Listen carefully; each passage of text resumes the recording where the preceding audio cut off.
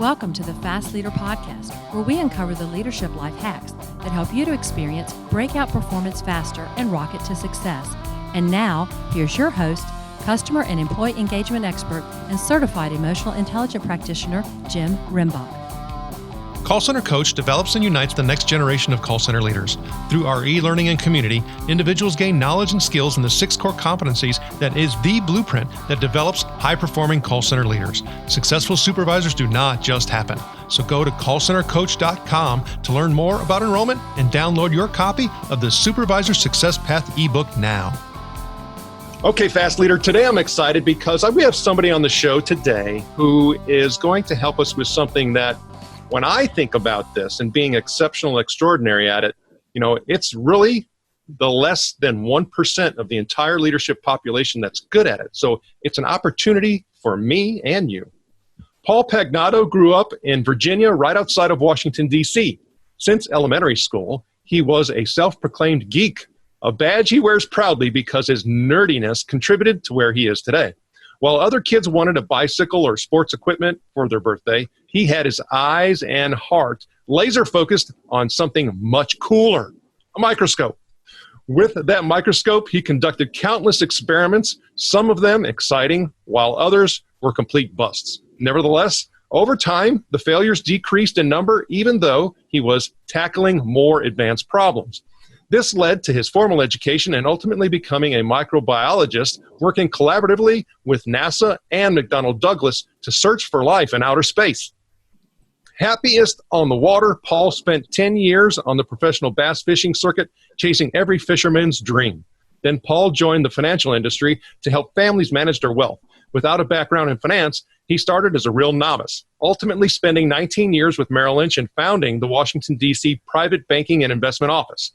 When in 2008 financial crisis, it revealed a massive conflict of interest in the industry, Paul's focus turned to establishing a new golden standard, transparency. He put his research skills to work and met directly with hundreds of industry leaders, including the SEC, Department of Labor, and the Institute for Fiduciary Standard. The outcome led to the creation of Pagnato Carp, a financial firm founded squarely on standards of transparency. Pagnato Carp now has $4.8 billion in assets under management, and Paul is a top-ranked financial advisor by Barron's and Forbes, as well as a frequent media contributor to the Wall Street Journal, CNBC, Fox Business, Bloomberg, Business, Reuters, CNN, and The Street.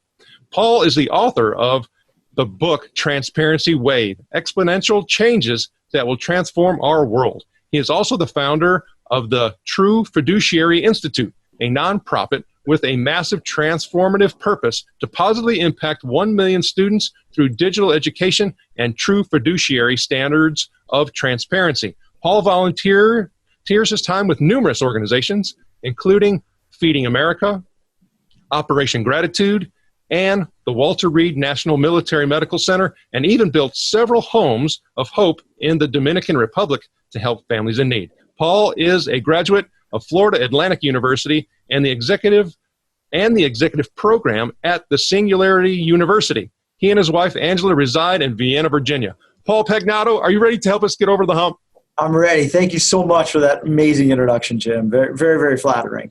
Well, and I really appreciate you putting, your input into this bio, because when I had the opportunity to get your first bio, and then started reading in the book, I'm like, oh no, we can do much better than this. And so thank you to you and your team for doing that. But I've given my Legion a little bit about you, but can you tell us what your current passion is so that we can get to know you even better? My current passion is our topic here today. It's transparency. Transparency has completely changed my life. And I want to do everything I possibly can to help give the tools, give the courage to other individuals to be more transparent. To be more transparent in their personal lives, in their corporate life, or in nonprofits, agencies, government. But this is my passion. And I've been able to lead through what I know and have experienced the last 3 decades in wealth management and financial services, but really hoping to bring this to every industry.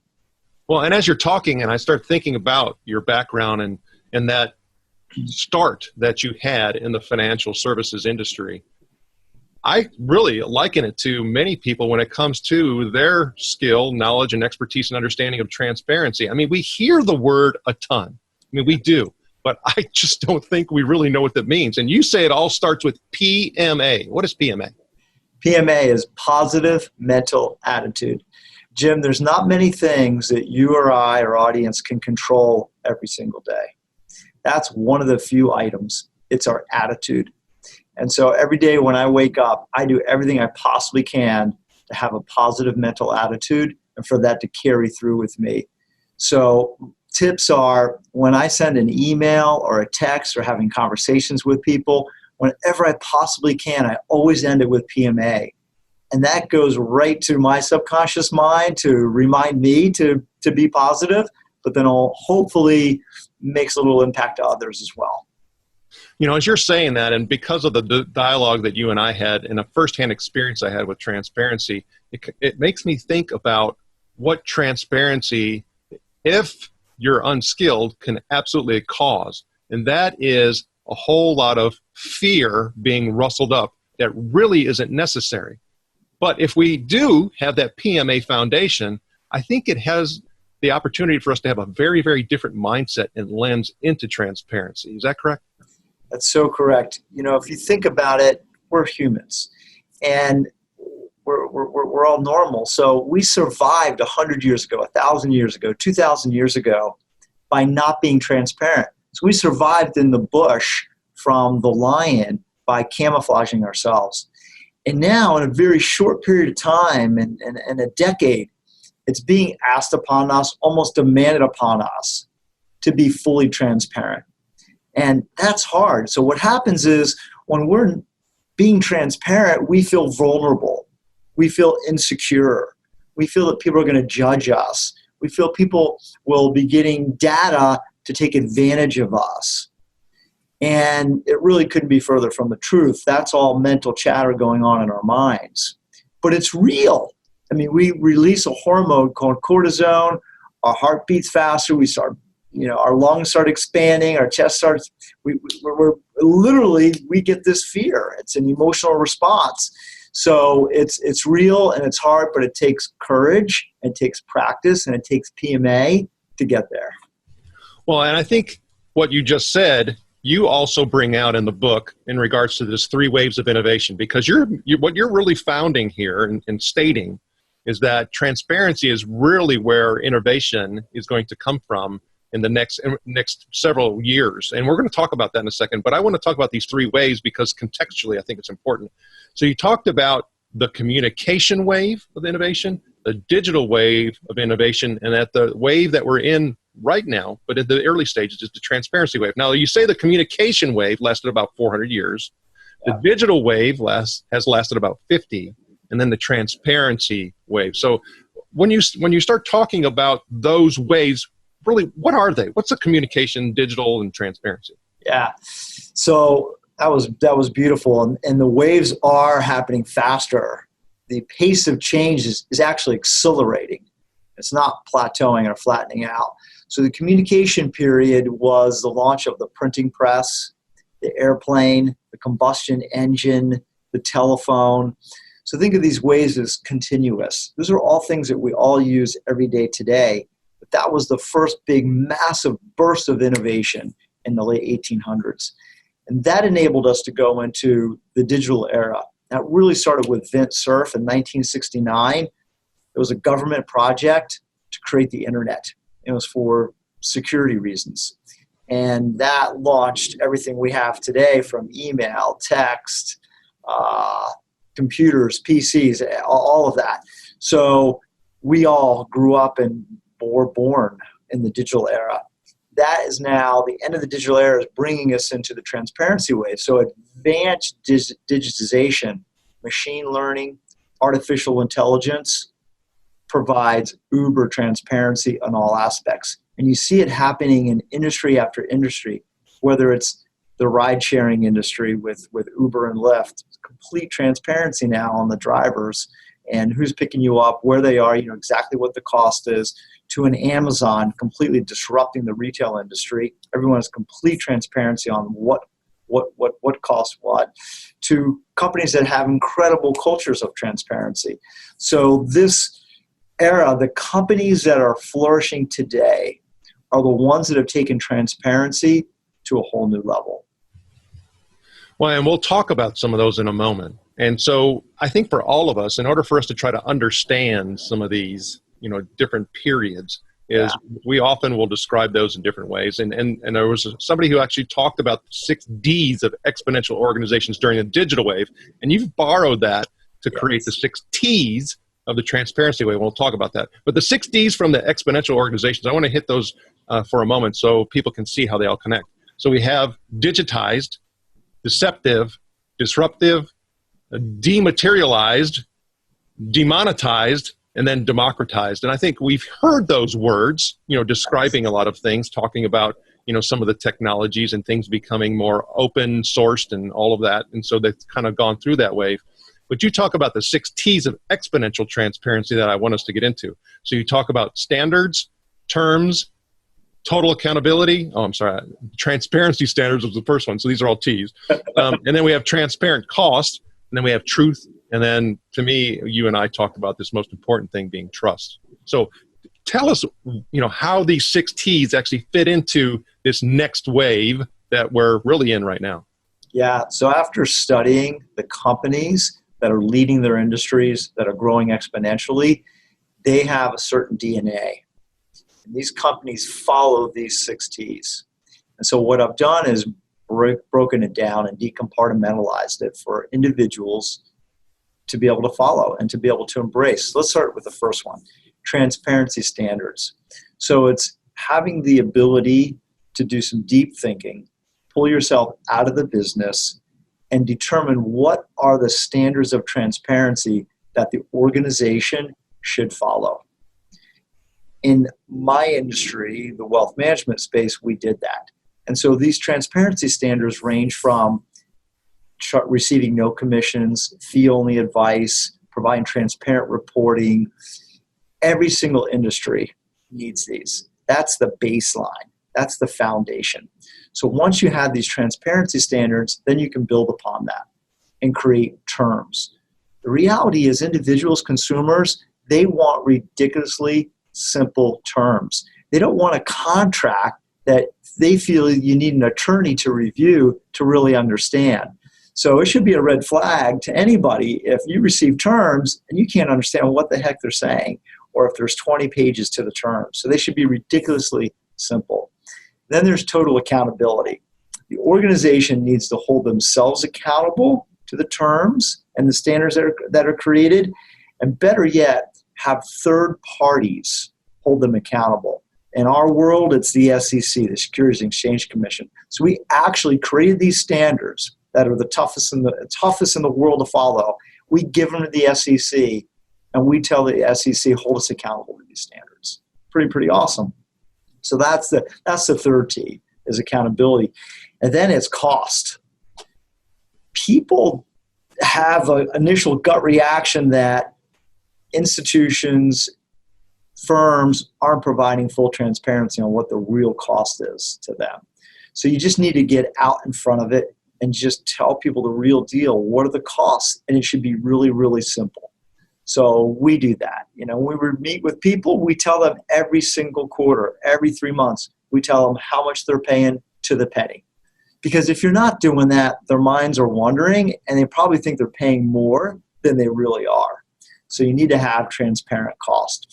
And then it's truth. You need to openly, honestly, consistently provide the facts and the data of what's going on in your organization to your team. So you have transparency and culture, to your clients, to the marketplace, to the media.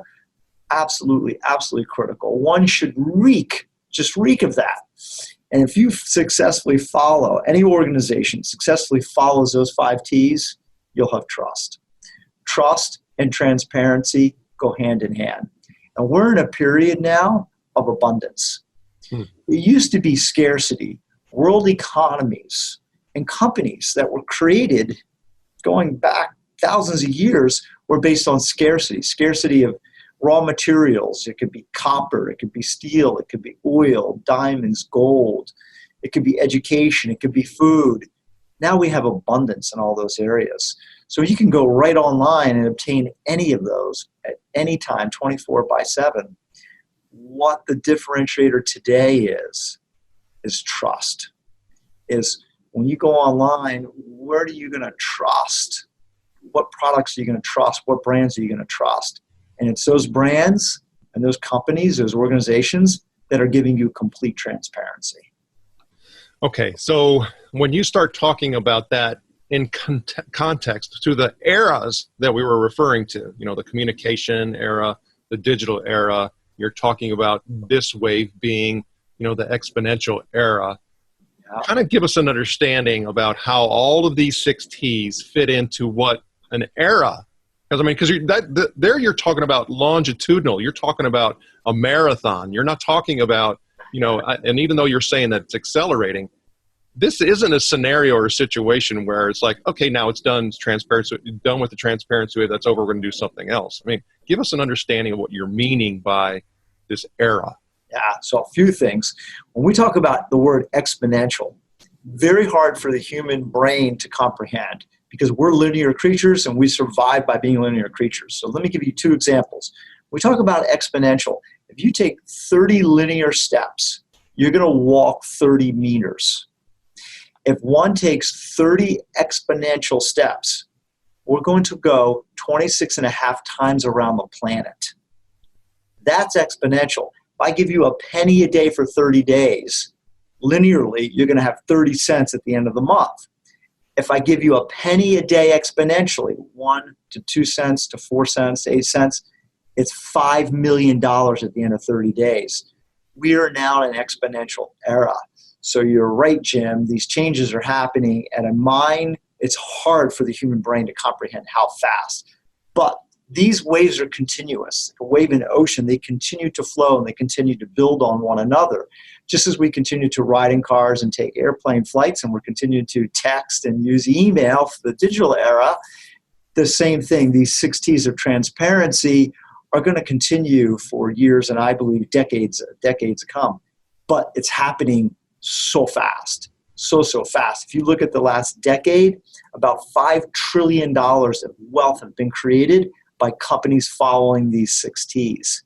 And I believe the next 10 years, there's going to be 10 times that wealth created by these 6 T's. So it's going to happen, but then it'll be continuous. And it'll be paramount to how our minds think and what we want and our buying habits and who we want to do business with and who we want to have relationships with. Well, and as you're talking, I start thinking about exponential national debt, but we're not going to go into that conversation. Yeah. It's abundance. We have abundance of debt. Yeah. Ooh, that's scary. Okay, but in the book you talk about, in order to really give people context, and we're not going to get into those, that's why they need to buy the book, is to talk about the questions that you ask about each of these particular T's. And I'll give a 1 or 2 just as an example. So like when you start talking about standards, transparency standards, it's, what is the number one transparency issue in your industry or company, right? And you go through a whole slew of these. There's, almost 50 questions that are associated with this. So I think it's really important for people to know that there's context to this. It isn't a scenario where, you're talking in theoretics. It's not a theoretical conversation. It is an application type of situation. And that's what more of us need to do, because it goes back to what I was mentioning a moment ago, is that very, very, very few people are skilled at being transparent. We hear the word, but we really don't know what it is. And you're helping do that with this book. So I commend you and appreciate you for that. But let's talk about the companies that are applying these 6 T's, because you're mentioning how they've had some significant impact. And you have, as case studies, several companies that are associated with these. Now, for me, and one of the reasons why I love having you on the show is because when I look at these, really, it's founded in the customer experience. These 6 T's, these 6 steps, these companies, all of this is really about the customer experience and having significant industry impact. And then ultimately, for most of these, it's global impact. So it's all about the end user. It's all about the customer. So you're spot on. All these standards are about providing transparency to the customer, but also internally the culture. So it's the people working, because the two need to go hand in hand. An organization is just about the people. That's all a company is. It's people. Without the people, you have nothing. So complete transparency needs to be provided to the organization, the people, and then in return to the consumer. So the two really go hand in hand. But it is all about the customer at the end of the day. So I'll give one company as an example, is Apple Computer. Tim Cook and the organization have done an incredible job of giving leadership with privacy. Privacy is on the front of mind of so many people. But at the end of the day, humans we want to know the deal. So what are you being private about and what are you not? So data that you have on us, on me, on you, what is being furnished to other vendors and other suppliers and being sold and is out there in the public, and what is not. So Apple has created privacy standards. Anybody can go to their website and immediately see it, and you have complete transparency, complete clarity on what's going to be maintained by Apple and what isn't. So that's an example of a company taking transparency to a whole new level in a respective area, and they're a leader. And now we're seeing other technology companies beginning to follow and create their own privacy standards. Well, in the book, you have an incredible 2-page graph that talks about the transparency beast. And what you mean by that is these companies they're growing fast, and they're just gobbling up competition. And within that graph, you talk about the 6 T's and companies that really excel at that area. Because, it's not a situation where, you're going to be, exemplary at every single one of these T's. I mean, people have specialties, right? So you talk about in the transparency standards, like some of the companies that people may not have heard as much about is, Square, is in there. Terms, people who are exceptional at that, a company like Spotify. Total accountability, a company like, Bridgewater. Transparent cost, you have a company in here. Most of these we know, because they're pretty big global brands. You got Home Depot, Airbnb, and Walmart. Truth, you have companies like PayPal, Netflix, Salesforce, and then Trust, DocuSign, Microsoft, Vanguard. And so some of these are, organizations that have, because of being skilled at one area, now impacted all of these others. So it is a journey and a growth. So if I think about organizations and, where do I start and how do I start? You talk about the 6 steps to personal transparency, because ultimately, don't leaders have to model the way? 100%. At the end of the day, we talk about companies and corporate world and environment, but it's people. It's people working in the companies. It's people working in nonprofits. It's people working in the government agencies. So it's human beings running all of these entities. So it's all of us every day have the opportunity to take transparency in our own personal lives, the corporate world, associations, communities, as well as government agencies. It all starts with us. Well, and those 6 steps, just so that we're all on the same page, is release, fears, focus, positivity, story, and then sharing. So when you start talking about release, though, what does that mean? All of us have had and continue to have issues that come about. And we have this mental chatter. It could be, mentally there may be people that we just absolutely love. And then there may be people that we are like, so on. And then people that causes conflict and stress, right? So just think about being able to release that conflict and stress with individuals that we have this association with. Well, it's possible, but we have to release. We have to forgive. We have to have transparent dialogue with them. I'm a yogi, and I attended teacher training. I'll share this brief story. There was 100 of us that were there. None of us knew each other from all over the world. And it was 7 days and very physically demanding, but then also mentally demanding. We were halfway into it. Halfway into it, the instructor had us all pair up with somebody that we didn't know. And we had to share the number one obstacle facing us in our life with somebody else, some stranger. And then they had to share it with us. Then he asked 20 people to get on stage and share. I didn't have the guts to do it. I didn't have the guts and the courage to be that transparent. 20 people did. What was amazing, Jim, is all 20 people said the same thing. The number one issue was them. The number one issue was them not releasing what the problem was. And these are people that have been abused, victimized, just really, really intense situations. So it's one of the hardest things for us to do is to let go and to release. And as you're saying that, it goes back to you and I before we started recording this interview, talking about an experience that I had. And I think really the release absolutely rolls into, and I know all of these relate to one another, rolls into the whole fear thing. And going back, what you were saying is how we were created as creatures and what we had to do.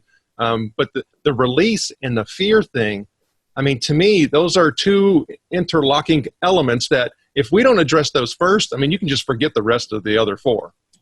Yep. And it takes massive courage to do that. We have to be confident with ourselves to be able to let go and to be able to release. It's think about people that have done that. So like Galileo, right? So Galileo created the first telescopes. This is in the 1600s. He was in Rome. He was Italian. The Roman Catholic Church believed that everything revolved around the planet Earth. He knew that wasn't the case, but he had the courage to be transparent about that. He spent the last 10 years of his life in jail. How many of us would spend the last 10 years of our life in jail because our passion to be transparent about something? Nelson Mandela, he spent over 20 years in jail because he thought it was wrong, the racial segregation. 20 years. If the government wasn't overthrown, he would have died in jail. But he was transparent about it. That's courage. Now, maybe those are extremes in some of our minds, but that's what we're talking about. Like, we got to have the courage to do something really, really special. And I think that goes back to the whole thing that I mentioned is that we're talking about the 1%ers. But I think through your group, we'll continue to grow that. And myself am committed to being more transparent as well as to help my clients do that. But ultimately, we're talking about here, and we hit the customer experience component. We talked about this human-centric, type of focus, is this saying we've got to create a culture, an overall transparent culture. So when you start talking about creating a transparent culture, what does that look like for Pagnato Corp? Yeah. So some things that we do that enable this transparent culture is once a quarter, we have company day. Everybody stops all the activities and we focus on the business. And during company day, they get complete transparency on everything. They see what our profits are, what our revenues are, our experiments that are underway, what's working, what's not working. Everybody in the company needs to get up and talk about the experiments that they have and their failures and their successes. So everything we do in the organization is completely transparent. We're an autonomously run organization, bottom up versus top down. So people are empowered to make decisions every single day. People are empowered to fail. Success is failure turned inside out. I know this sounds crazy, but the more failure you have and the faster you have that failure, the quicker you get to where you're going to go. You've just accomplished and accumulated so much more data in a shorter period of time. So people are not penalized for failure and for experimenting. They're actually encouraged to do so. That's life. We fail every single day. And well, hold on. Let me stop you there because I think it's important talking about transparency. I think it's really important to go into that because some people could potentially take that and say, "Gosh, everybody's going to run amok." Right. And then, so therefore, we need to put controls in place. And I would dare to say, when you start talking about that in reference, you're probably making a significant investment in people's skills and abilities. It's all about development. You've created a learning organization in order to get to that point. Is that correct? That is correct. Yep. And we have the confidence and trust and transparency go hand in hand, that they're going to make the right decisions. We have the confidence and trust and develop systems and processes so that when there is failure, we know when to stop, right? So there's backstage and front stage. All the experiments are occurring backstage. They do not impact the end user, our clients, but they're all being done to create and unleash more value for our clients. So our goal, our mantra is every single quarter, unleash more value for our clients. That's how you have very satisfied clients, is by just slightly increasing the value proposition quarter after quarter after quarter. But that happens only by experimenting. And if you have 10 experiments, maybe 1 or 2 work out. So you have a lot of failure. So you're spot on. It is not chaos by any shape or imagination. It's very, very controlled, but it's a collection of data. But we need to have confidence, we need to let go, and we need to have a trust and transparent culture in order for people to be confident in doing that, and people not to feel they're going to lose their job because they didn't experiment and it didn't work out. So I think ultimately we need more transparency heroes, and this cannot be aspirational, but we do need inspiration in order to help drive us. And one of the things that we look at on the show are quotes to help us find some of that. Is there a quote or two that you like that you can share? Yeah. So the first negative thought is a thought to failure. It's back to the PMA, right? So we have this mental chatter going on, and all of us have these negative things that enter our minds. Just know it's normal for that to happen, but just deflect it, like take it in, accept it, and then just let it go and focus on the positive. So that's one of my favorite quotes. The first negative thought is a thought to failure. And the other is success is failure turned inside out. So when we have that failure, don't think of it as a negative. Think of it as one step closer to success. And as Nelson Mandela, who you mentioned, said is, that he always wins, right? He either learns, or he accomplishes, right? Yeah. So when you start talking about, having those learning experiences on the show, we talk about getting over the hump. You hit one a little bit. It's talking about your yogi experience. But is there a time where you can think that you've gotten over the hump that could benefit all of our listeners that you can share? Yeah. So one of the most difficult periods of time in my life was the financial crisis. Just think about it. At the time, I was overseeing $1 billion. These are families that had trusted me with their wealth for them, their children, their children's children, for generations to come. And during a financial crisis, I didn't know if their capital was going to be safe anymore. I didn't know if it was all going to work out. Nobody knew. Millions of people lost their jobs. Millions of businesses went out of business. And what compounded the problem was the lack of transparency in the financial industry. It was gut-wrenching. I mean, literally, I would be nauseous each day. I slept 2-3 hours a night. I mean, I was in a super, super bad place, as was millions of people. And that's when I needed to have that courage. I needed to take the courage to say, no more. I'm not going to be part of this lack of transparency in the industry anymore.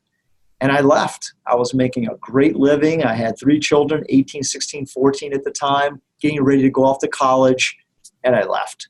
I walked from it all to be an entrepreneur and start a business to bring transparency to the financial world. So it's one of the most challenging things I've ever done, but yet one of the most rewarding things. So I just share that because when you're faced with one of your biggest challenges in your life, when you get to that tipping point, do the right thing, be transparent, and things are going to work out.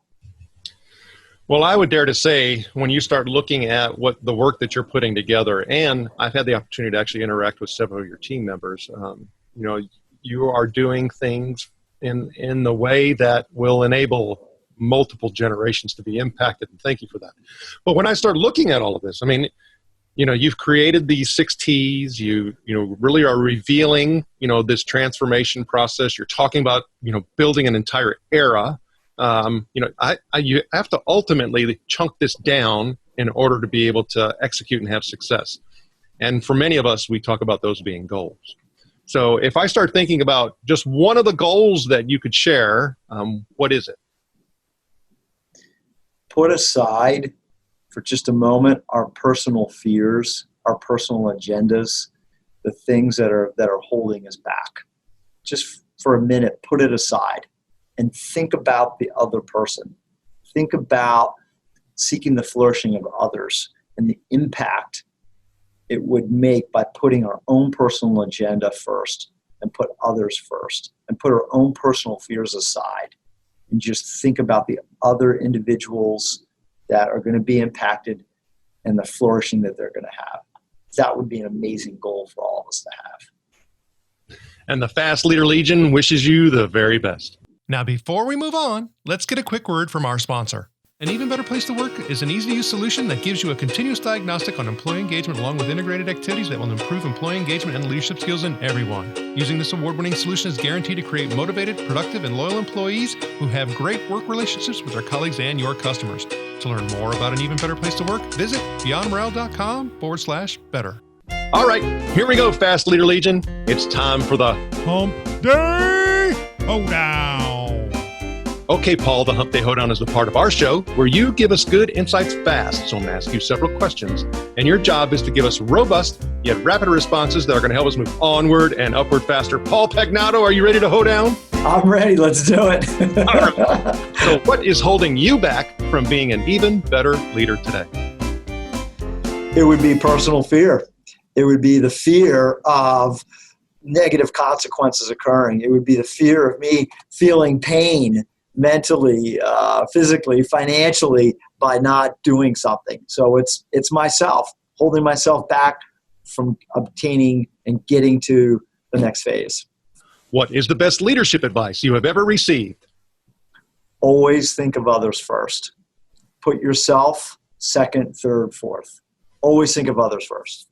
And what is one of your secrets that you believe contributes to your success? Always do the right thing. That simple. Just always do the right thing. And what do you feel is one of your best tools that helps you lead in business or life? Having an unbelievable support group. Team, family, personal relationships, a great solid foundation of support. And what would be one book you'd recommend to our Legion? It could be from any genre. Of course, we're going to put a link to Transparency Wave, Exponential Changes that will transform our world on your show notes page as well. The Future is Here Faster Than You Think by Peter Diamandis. Okay, Fast Leader Legion, you can find links to that and other bonus information from today's show by going to fastleader.net/Paul Pagnato. Okay, Paul, this is my last Hump Day Hoedown question. Imagine you've been given the opportunity to go back to the age of 25, and you can take the knowledge and skills that you have now back with you, but you can't take them all. You can only take one. So what skill or piece of knowledge would you take back with you, and why? I would have been an entrepreneur and launched a business sooner. And why? I would be able to impact many, many more lives at a much faster rate. Paul, I had fun with you today. Can you please share with the Fast Leader Legion how they can connect with you? Yes. TransparencyWave.com. So go to the website. All my contact information is there. So TransparencyWave.com. Paul Pagnato, thank you for sharing your knowledge and wisdom. The Fast Leader Legion honors you and thanks you for helping us get over the hump. Thank you for joining me on the Fast Leader Show today. For recaps, links from every show, special offers, and access to download and subscribe, if you haven't already, head on over to fastleader.net so we can help you move onward and upward faster.